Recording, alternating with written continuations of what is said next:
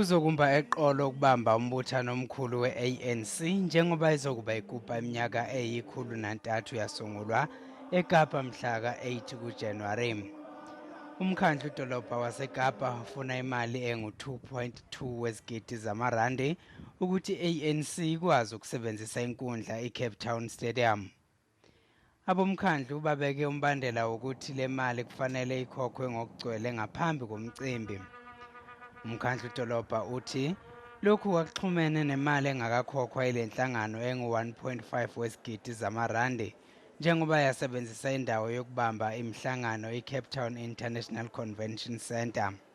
The costs are very significant for a facility when you do book the security, book the various aspects of law enforcement, road closures, rerouting. All of those costs have got to be paid to service providers.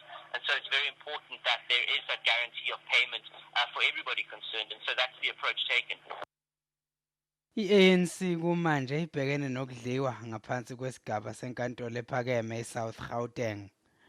Ukhongolose uthi-ke isamba semali engu-150,000 wamarandi abangaphumelela ukukhokha inyanga nenyanga emzamweni wokuvala isikweletu ababhekene naso esibalwa ngaphezulu kwezigidi ezisithupha zamarandi.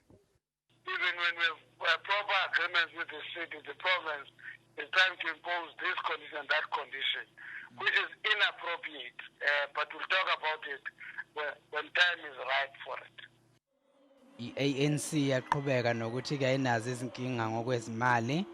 Lokhu-ke bagcizelela naphezu kokuthi izikhulu zeqembu zavuma enkantolo ngoNovemba ukuthi angeke bakwazi ukusheshe bavale isikweletu.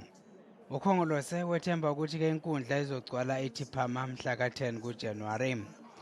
Kuzobonakala-ke ukuthi yiluphi uhlobo loxhaso oluzonikezwa abalandeli njengoba lo mbutho uzokube ugubha leminyaka selokhu wasungulwa.